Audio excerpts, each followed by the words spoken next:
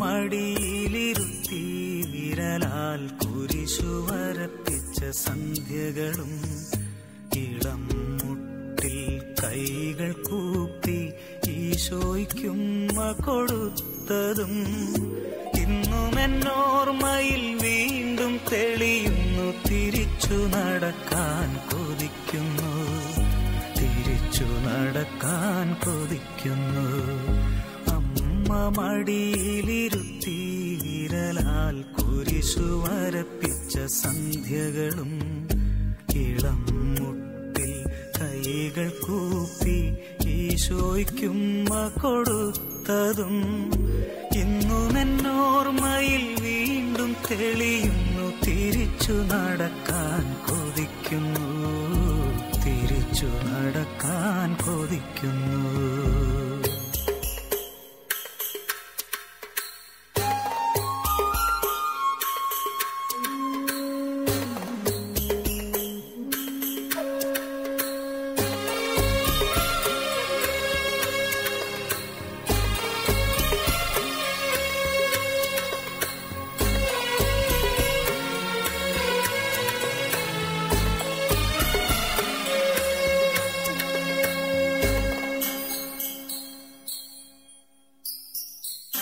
തൂവെള്ള വസ്ത്രവും മുടിയും ചാർത്തി പുലരിതൻ പൂക്കളും കൈകളിലേന്തി. തൂവെള്ള വസ്ത്രവും മുടിയും ചാർത്തി പുലരിതൻ പൂക്കളും കൈകളിലേന്തി അൾത്താര മുന്നിൽ കൈകുപ്പി നിന്ന് ആദ്യ കുർബാന തന്നോർമ്മകളും പച്ചകടാതെ മനസ്സിൽ നിറയുമ്പോൾ തിരിച്ചു നടക്കാൻ കൊതിക്കുന്നു, തിരിച്ചു നടക്കാൻ കൊതിക്കുന്നു.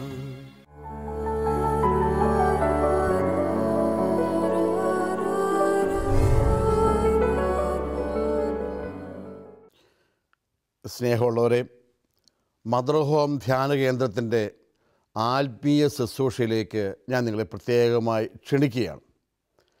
ദൈവം കൃപാപൂർവ്വം തിരഞ്ഞെടുക്കുകയും വളർത്തുകയും ചെയ്ത തലശ്ശേരി അതിരൂപതയുടെ ധ്യാനകേന്ദ്രമായ മദർ ഹോമിൽ നിന്ന് നിങ്ങൾക്ക് സ്നേഹപൂർവ്വം പ്രാർത്ഥനകളും നന്മകളും ഞാൻ നേരുകയാണ്.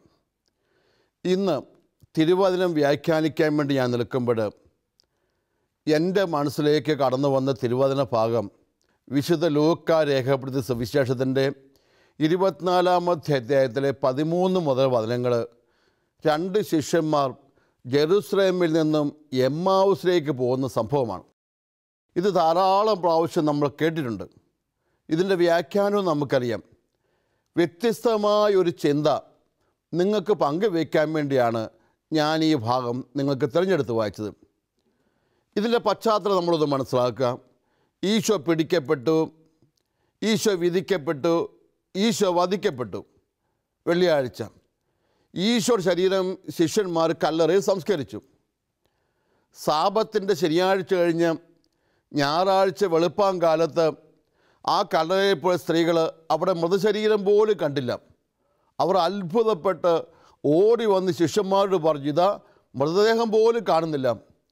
അവരും ചെന്ന് കണ്ടു, അവരും ഇങ്ങനെ ഞെട്ടിപ്പോയി. ഇങ്ങനെ പ്രതിസന്ധി നിൽക്കുമ്പോഴാണ് അതിൽ അപ്പസ്തോലന്മാരിൽ പെട്ടതല്ല, ശിഷ്യന്മാരിൽ പെട്ട 2 പേർ ചിന്തിച്ചു, ഇനി ഇവിടെ നിന്നിട്ട് കാര്യമില്ല. തങ്ങളുടെ സ്വപ്നങ്ങളൊക്കെ തീർന്നു, തങ്ങളുടെ ഭാവിയെക്കുറിച്ചുള്ള ചിന്തകൾ മുഴുവൻ തീർന്നു. ഇനി ഇവിടം വിട്ട് പോയേക്കാം, പഴയ പണിയിലേക്ക് പോയേക്കാം എന്ന് വിചാരിച്ച് ജെറുസലേമിൽ നിന്ന് തിരിച്ച് ഇറങ്ങിപ്പോകുന്ന 2 ശിഷ്യന്മാരുടെ കഥയാണ് എമ്മാവുസിലേക്ക് പോയ ശിഷ്യന്മാരുടെ കഥ. അതായത് ജെറുസലേം എന്ന് പറയുന്നത് ചെറിയൊരു കുന്ന് കയറി പോകുന്ന പോലെ, ഗോയിങ് അപ്പ് ടു ജെറുസലേം എന്നാണ് പറയുക. ഉയർന്നു പോകുന്നത്, ചെറിയ കയറ്റമുണ്ടത്. ജെറുസലേമിൽ നിന്ന് തിരിച്ചിറങ്ങുക എന്ന് പറഞ്ഞാൽ അത് താഴേക്ക് പോകുന്ന പോലെയാണ്. അതായത് ഇവർ എമ്മാവൂസ് എന്ന ഗ്രാമത്തിലേക്ക് പോകുമ്പോൾ, അവർ കുന്നിറങ്ങി പോകുമ്പോൾ പ്രപഞ്ചത്തിലും പ്രകൃതിയിലും മാത്രമല്ല താഴോട്ട് പോയത്, അവരുടെ വിശ്വാസത്തിൽ അവർ താഴോട്ട് പോയി. അവരുടെ വിശ്വാസത്തിൽ താഴോട്ട് പോകാൻ ലക്ഷണം എന്താ? ഇവിടെ തിരുവചനം നമ്മളെ പഠിപ്പിക്കുന്നുണ്ട്. ഈ സംഭവങ്ങളെക്കുറിച്ചെല്ലാം അവർ സംസാരിച്ചുകൊണ്ടിരുന്നു. അവർ സംസാരിക്കുകയും വാദിക്കുകയും ചെയ്തുകൊണ്ട് പോകുമ്പോൾ യേശുവും അടുത്തെത്തി അവരോടൊപ്പം യാത്ര ചെയ്തു. വിശ്വാസം കുറയുമ്പോഴാണ് സംസാരവും തർക്കവും ബഹളവും ഒക്കെ കൂടുതലുണ്ടാകുന്നത്. ജീവിതത്തിൽ ചില സംഭവങ്ങൾ നടക്കുമ്പോൾ അത് വിശ്വാസത്തിൻ്റെ പശ്ചാത്തലത്തിൽ നിന്നുകൊണ്ട് ഗ്രഹിക്കാൻ സാധിച്ചു കഴിഞ്ഞാൽ അവിടെ പിന്നെ ഒരുപാട് തർക്കമില്ല, ഒരുപാട് ബഹളങ്ങളില്ല, ഒരുപാട് ആക്രോശങ്ങളില്ല, വെല്ലുവിളികളില്ല. മറിച്ച് ശബ്ദമുയർത്തുകയും വെല്ലുവിളിക്കുകയും തർക്കിക്കുകയും തോൽപ്പിക്കാൻ നോക്കുകയും ചെയ്യുമ്പോൾ അതിൻ്റെ അർത്ഥം നമ്മൾ വിശ്വാസത്തിൻ്റെ ജെറുസലേമിൽ നിന്ന് നമ്മൾ താഴേക്ക് ഇറങ്ങുകയാണ്. വിശ്വാസം കുറഞ്ഞു പോകുന്നവരുടെ ജീവിതത്തിലെ അപജയമാണ് ഒരുപാട് തർക്കങ്ങൾ. ഇന്ന് നമ്മുടെ വിശ്വാസ സമൂഹത്തിലും വ്യക്തിപരമായ ജീവിതത്തിൽ സംഭവിക്കുന്ന ഒരുപാട് ആശങ്കകളുടെയും തർക്കങ്ങളുടെയും സംസാരങ്ങളുടെ ഒക്കെ പശ്ചാത്തലം ചിന്തിച്ചാൽ അത് വിശ്വാസത്തിൻ്റെ കുറവുകൊണ്ടാണെന്ന് ഞാൻ ഇങ്ങനെ ചിന്തിച്ചു പോകാറുണ്ട് പലപ്പോഴൊക്കെ. ദൈവത്തിൻ്റെ പദ്ധതികളിലും ദൈവത്തിൻ്റെ ശക്തിയിലും ദൈവത്തിൻ്റെ സാന്നിധ്യത്തിലും ദൈവത്തിൻ്റെ ഇടപെടലിലും വിശ്വാസം കുറഞ്ഞു പോകാം. സംഭവിക്കുന്ന കാര്യങ്ങൾക്കെല്ലാം പുറകിൽ ദൈവത്തിൻ്റെ നിശ്ചയമുണ്ടെന്നും ദൈവത്തിൻ്റെ ഹിതമുണ്ടെന്നും ഉള്ള ആഴമേറിയ വിശ്വാസമുള്ള വ്യക്തിക്ക് സംഭവിച്ച ഒരു കാര്യങ്ങളെക്കുറിച്ചും ബഹളം വെക്കേണ്ടതില്ല. കാരണം സംഭവിക്കുന്ന കാര്യങ്ങൾ നമ്മൾ മാനുഷിക ബുദ്ധിയിൽ സംഭവിക്കുന്ന കാര്യങ്ങളല്ല. വിശ്വാസത്തെ സംബന്ധിച്ചിടത്തോളം ഇതെല്ലാം ദൈവത്തിൻ്റെ പദ്ധതിയാണ്. എൻ്റെ ദൈവം അറിയാതെയോ അനുവദിക്കാതെയോ ഒന്നും സംഭവിക്കുന്നില്ല. ഇതാണ് വിശ്വാസം. ജീവിതത്തിൽ സംഭവിക്കുന്ന സുഖങ്ങളാകട്ടെ ദുഃഖങ്ങളാകട്ടെ രോഗങ്ങളാകട്ടെ ആരോപണങ്ങളാകട്ടെ പരാജയങ്ങളാകട്ടെ ഇതൊന്നും ആകസ്മികമായി സംഭവിക്കുന്നതല്ല. There is nothing accidental in the plan of the lord. ഈ സംഭവിക്കുന്ന എന്ത് കാര്യം സംഭവിച്ചോട്ടെ ഇതിൻ്റെ പുറകിൽ ദൈവം നിശ്ചയിച്ചിട്ടുണ്ട് എന്ന വിശ്വാസത്തിലേക്കാണ് നമ്മൾ വളരേണ്ടത്. ഇന്ന് പലപ്പോഴും ആളുകൾക്ക് ആ വിശ്വാസം കുറഞ്ഞു പോകുമ്പോഴാണ് ജീവിതത്തിൽ ഒരുപാട് അസ്വസ്ഥതകളിലേക്ക് അവർ കടന്നു പോകുന്നത്.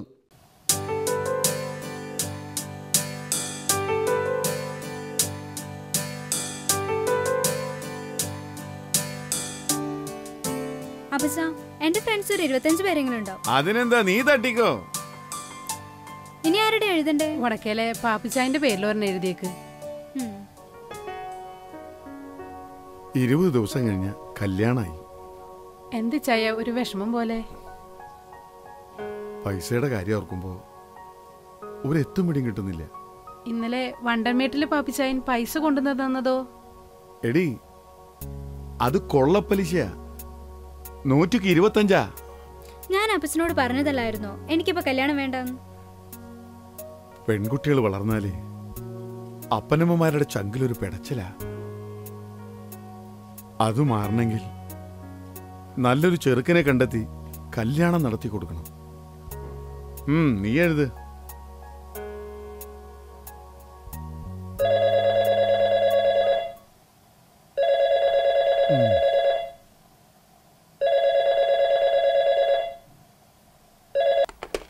ഹലോ.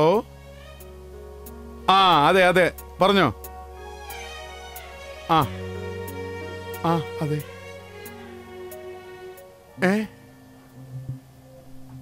എന്തേ?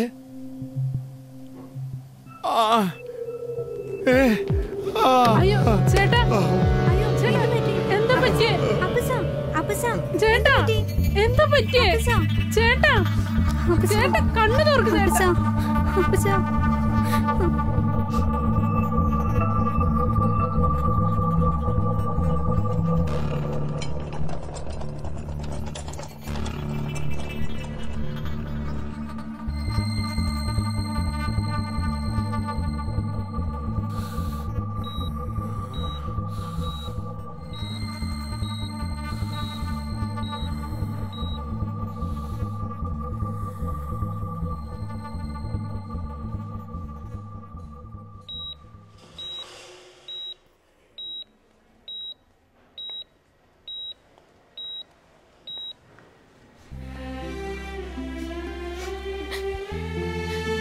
മോളെ,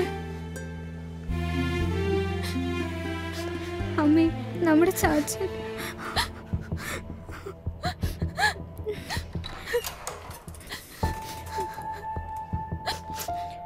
ഡോക്ടറെ, ചാച്ചന് 24 hours കഴിഞ്ഞാൽ എന്തെങ്കിലും പറയാൻ പറ്റുമോ? എന്താണ് സംഭവിച്ചത്? ഒരു ഫോൺ വന്നതാ. എന്നിട്ട് സംസാരിച്ചോണ്ടിരിക്കുമ്പോ കുഴഞ്ഞു വീണു.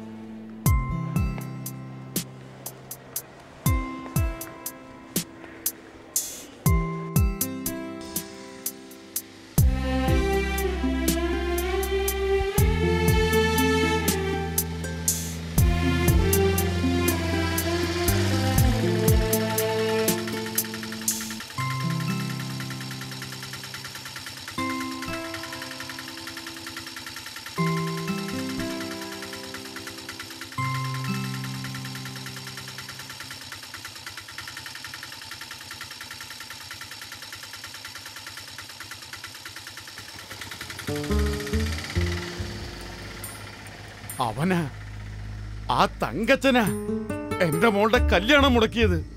ഇനി അതൊക്കെ പറഞ്ഞിട്ട് എന്താ കാര്യം?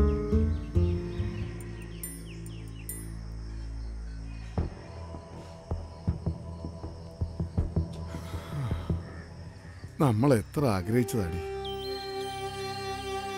അപ്പച്ച, നമുക്കത് വിധിച്ചിട്ടില്ലെന്ന് വിചാരിച്ചാ മതി.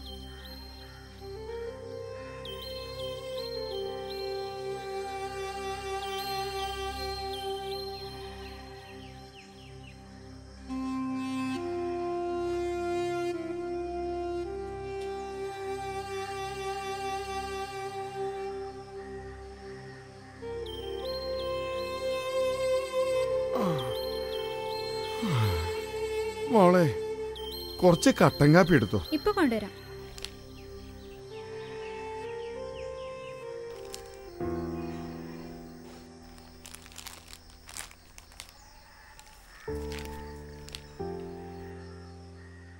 പ്രിയപ്പെട്ട നിമിക്ക് അങ്ങനെ വിളിക്കാൻ പറ്റുമോ എന്ന് എനിക്കറിയില്ല.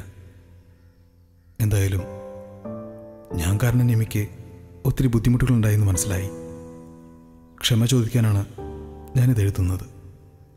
അല്ലാതെ എനിക്കൊന്നും ചെയ്യാൻ സാധിക്കില്ലല്ലോ. ഞാൻ നിമി, അനൂപ്. എന്നെ പെട്ടെന്ന് മറക്കില്ലല്ലോ അല്ലേ? വീട്ടുകാരുടെ നിർബന്ധത്തിന് വഴങ്ങിയാണ് ഞാൻ നിമിയെ കാണാൻ വന്നതും കല്യാണം ഉറപ്പിച്ചതും. പക്ഷേ സോഫിയെ വിട്ടുള്ളൊരു ജീവിതം അതെനിക്ക് പറ്റില്ലായിരുന്നു. നമ്മുടെ കല്യാണം ഉറപ്പിക്കലിന് ശേഷമാണ് സോഫി ഗർഭിണിയാണെന്ന സത്യം ഞാൻ അറിയുന്നത്. എൻ്റെ കൊച്ചിൻ്റെ അമ്മയെ ഉപേക്ഷിക്കാൻ എനിക്ക് തോന്നിയില്ല. ഒരുപക്ഷെ സോഫിയെ കണ്ടില്ലായിരുന്നെങ്കിൽ ഞാൻ നിമിയെ ഇഷ്ടപ്പെട്ടേനെ. എന്നോട് ക്ഷമിക്കണം. സ്നേഹത്തോടെ, അനൂപ്. ആരുടെ കത്താ മോളെ?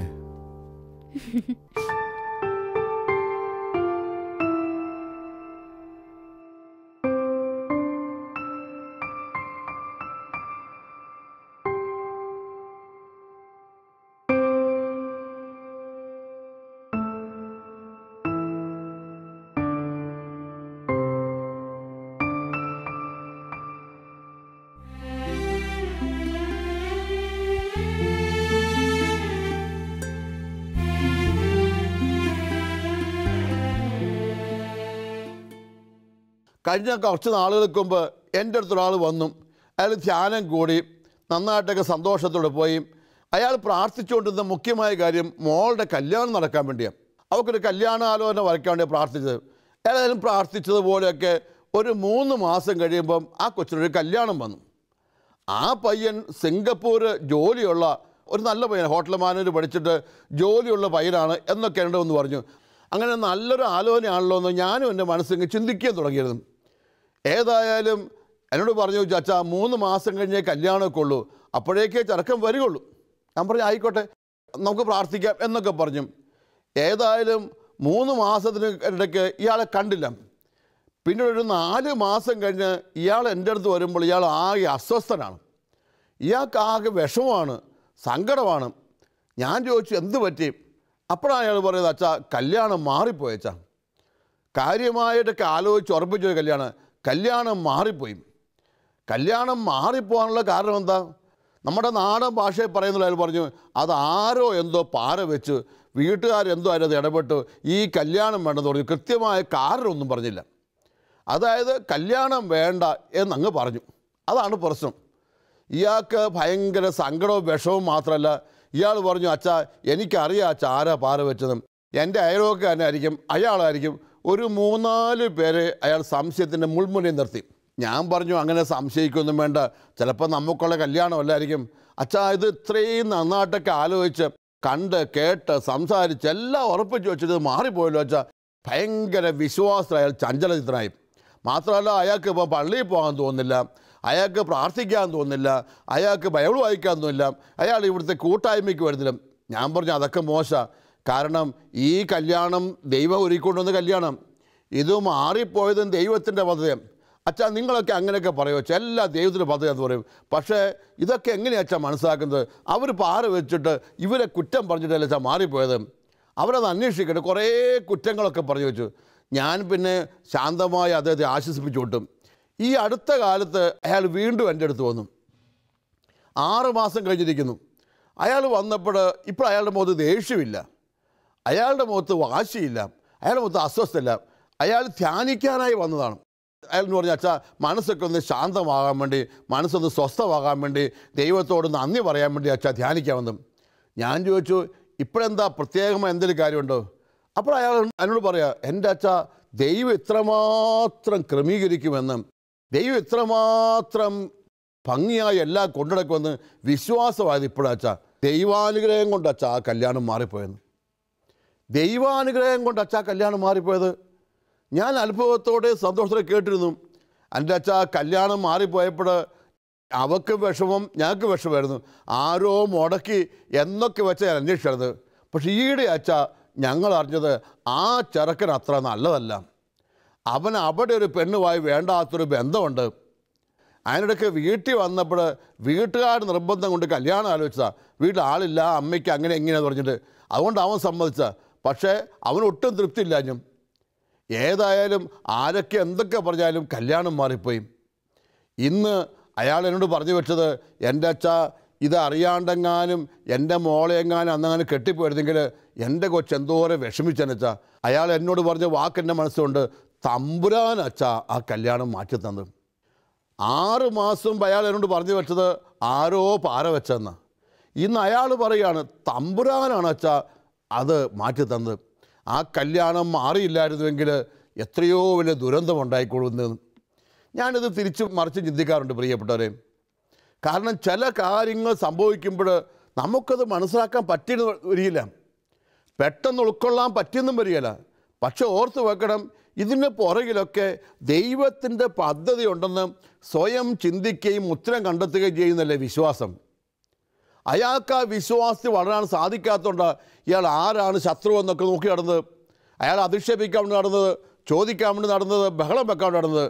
മറിച്ച് ഇന്ന് ജീവിതാനുഭവങ്ങൾ അയാൾ പഠിച്ചു.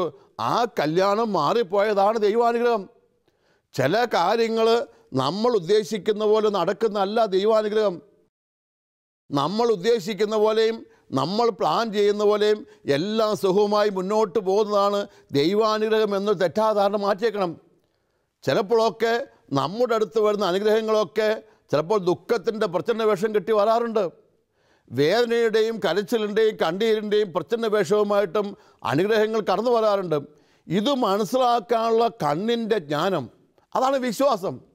ഈ പുറമേ കാണുന്ന ദുരന്തങ്ങളുടെ മൂടുപടങ്ങൾക്കപ്പുറത്ത് ഉള്ളിൽ നന്മയുടെ മധുരങ്ങളുണ്ട് എന്ന് തിരിച്ചറിയുന്നതാണ് ജ്ഞാനം. ആളുകളൊക്കെ ഇപ്പോൾ ഏറ്റവും മുമ്പിൽ കാണുന്ന കാര്യങ്ങൾ മാത്രമാണ് നോക്കുന്നത്, മുമ്പിൽ വരുന്നത്, മുമ്പിൽ ആദ്യം സംസാരിക്കുന്നത്. ചില അധികാരികളെക്കുറിച്ച് പറയാറില്ലേ, ആദ്യം പറയുന്നത് കേട്ടങ്ങ് വിശ്വസിക്കുമെന്ന്. അതിനപ്പുറത്ത് ആഴങ്ങളിൽ എന്താണ് ഉള്ളത് എന്ന് തിരിച്ചറിയാനുള്ള ജ്ഞാനം, ഈ ദൈവിക ജ്ഞാനമുള്ളവനാണ് വിശ്വാസം ഉണ്ടാകുന്നത്. പ്രിയപ്പെട്ടവരെ, നിങ്ങളുടെയൊക്കെ ജീവിതത്തിൽ ചില കാര്യങ്ങൾ സംഭവിക്കുമ്പോൾ വിശ്വാസം കുറഞ്ഞു പോകുന്ന നിമിഷങ്ങളിൽ നിങ്ങൾക്ക് അമർഷം തോന്നും, ദേഷ്യം തോന്നും, സങ്കടം തോന്നും. അവർ ചെയ്തതാ, ഇവർ ചെയ്തതാ, അവരെന്നെ പറ്റിയതാ, ഇവരെന്നെ നശിപ്പിച്ച എന്നൊക്കെ നമുക്ക് തോന്നും. മറിച്ച് ഒരു ആത്മീയ വിശ്വാസത്തിൻ്റെ ബോധ്യത്തിക്കുന്നു. ചിന്തിച്ചു നോക്കിയേ, ഇതെല്ലാം ദൈവത്തിൻ്റെ പദ്ധതിയല്ലേ? നമ്മളെ സ്നേഹിക്കുന്നൊരു ദൈവം, ഞാൻ ജനിച്ച നിമിഷം മുതൽ എനിക്ക് സംഭവിക്കേണ്ടിയിരിക്കുന്ന കാര്യങ്ങളൊക്കെ അറിയുന്നൊരു ദൈവമില്ലേ? ആ ദൈവത്തിൻ്റെ മകനും മകളുമായി ഞാൻ നിൽക്കുമ്പോൾ ദൈവത്തിൻ്റെ ക്രമീകരണ പ്രകാരമല്ലേ എല്ലാം നടക്കുകയുള്ളൂ. എമ്മാവുസിലേക്ക് ശിഷ്യന്മാരോട് ഈശോ അവസാനം ചോദിച്ച ചോദ്യം അത് തന്നെയാണ്. വിശ്വാസം സംബന്ധിച്ചിടത്തോളം ഏറ്റവും പ്രധാനപ്പെട്ട ചോദ്യം ഈശോ ചോദിച്ചു. നമുക്കറിയാം 24-ാമത്തെ അധ്യായത്തിൽ ഈശോ ഇങ്ങനെ ചോദിച്ച ചോദ്യമുണ്ട്. അപ്പോൾ ഈശോ അവരോട് പറഞ്ഞു, ഭോഷന്മാരെയും പ്രവാചകന്മാർ പറഞ്ഞിട്ടുള്ളത് വിശ്വസിക്കാൻ കഴിയാത്ത വിധം ഹൃദയം മന്ദീഭവിച്ചവരെയും ക്രിസ്തു ഇതെല്ലാം സഹിച്ച് മഹത്വത്തിലേക്ക് പ്രവേശിക്കേണ്ടിയിരുന്നില്ലേ? മോശ തുടങ്ങി എല്ലാ പ്രവാചകന്മാരും വിശുദ്ധ ലിഖിതങ്ങളിൽ തന്നെപ്പറ്റി എഴുതിയിരുന്നവയെല്ലാം അവൻ അവർക്ക് വ്യാഖ്യാനിച്ചു കൊടുത്തു. പ്രിയപ്പെട്ടവരെ, ഇന്ന് സംഭവിച്ച ഈ പീഡാനുഭവവും ഈ കുരിശുമരണവും ഈ വേദനകളും ഒന്നും പെട്ടെന്ന് സംഭവിച്ചല്ല. ഇത് എത്രയോ കാലം മുമ്പ് ദൈവത്തിൻ്റെ പദ്ധതിപ്പെട്ടതാണത്. അതാണ് മോശ തുടങ്ങി സകല പ്രവാചകന്മാരിലൂടെ ദൈവം കുറേശ്ശെ വെളിപ്പെടുത്തിക്കൊള്ള സംഭവമാണിത്. രക്ഷകൻ്റെ വരവും ഈ രക്ഷകൻ ഈ ഭൂമിക്ക് രക്ഷ നൽകുന്ന അനുഭവം എത്രയോ യുഗങ്ങളായി വാഗ്ദാനം ചെയ്യപ്പെട്ടിരിക്കുന്നതാണ്. അത് സംഭവിക്കുന്നതിൻ്റെ വിവിധ വഴികളാണിത്.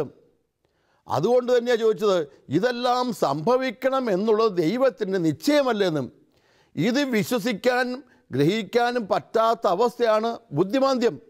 അതായത് ഈ സംഭവങ്ങളിലൂടെ ദൈവത്തിൻ്റെ പദ്ധതി എന്താണെന്ന് ഗ്രഹിക്കാൻ അവർ തയ്യാറാകുന്നില്ല. ചിലപ്പോൾ ചില തർക്കങ്ങൾ നടക്കുമ്പോൾ ആരെങ്കിലുമൊക്കെ ശാന്തമായി ഇരുന്ന് ചിന്തിക്കണ്ടേ, എന്തുകൊണ്ടാണ് നമ്മൾ ഇത്ര തർക്കിക്കുന്നത്, എന്തിനാ വഴക്കുണ്ടാക്കുന്നത്, എന്തിനാ ബഹളം വെക്കുന്നത്, എന്തിനാ ഇങ്ങനെ വിമർശനം ഉപയോഗിക്കുന്നത്?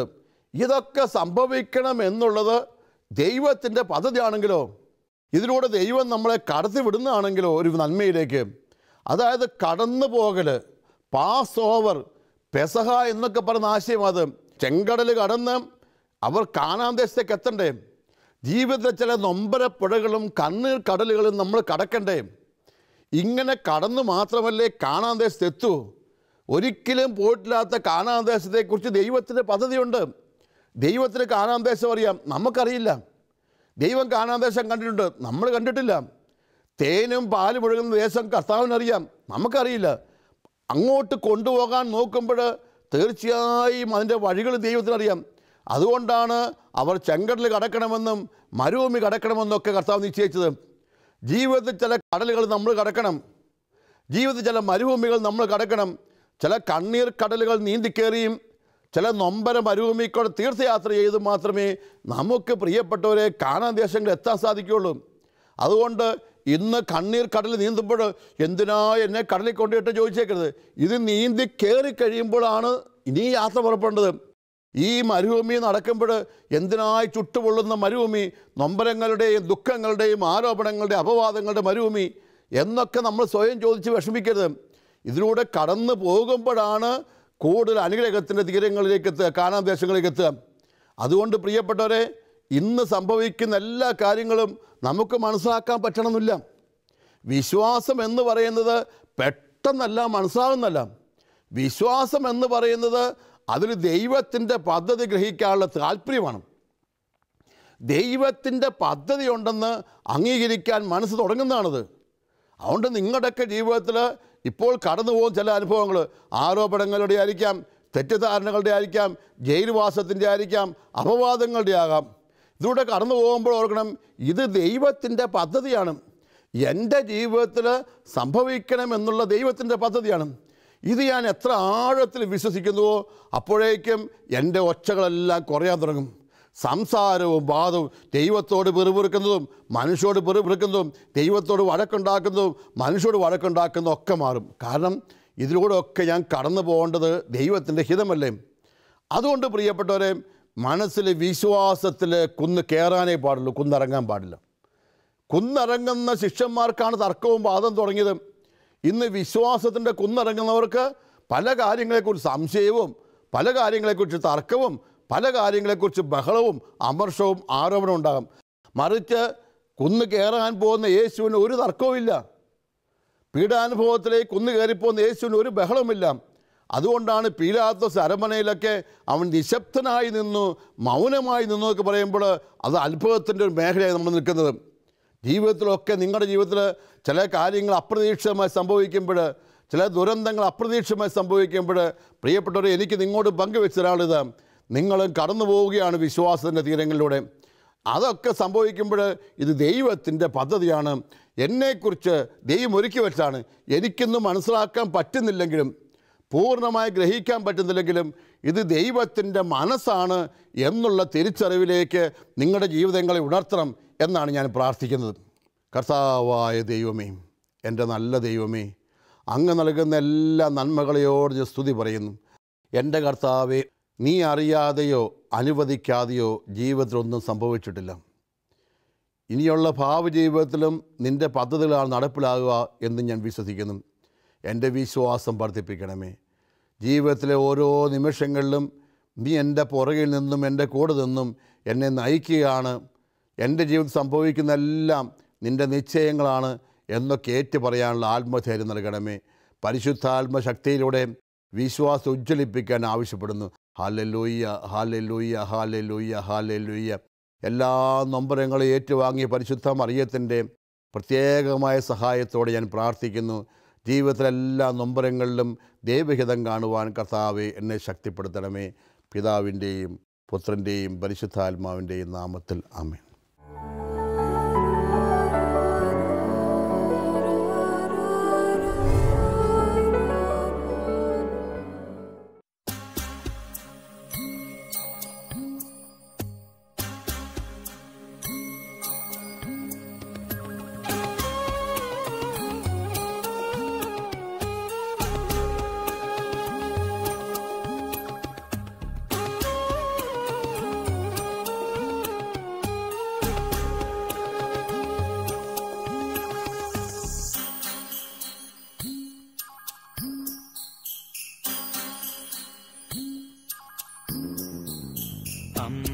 മടിയിലിരുത്തി വിരലാൽ കുരിശു വരപ്പിച്ച സന്ധ്യകളും ഇളം മുട്ടിൽ കൈകൾ കൂപ്പി ഈശോയ്ക്കുമ്മ കൊടുത്തതും ഇന്നും എന്നോർമ്മയിൽ വീണ്ടും തെളിയുന്നു. തിരിച്ചു നടക്കാൻ കൊതിക്കുന്നു.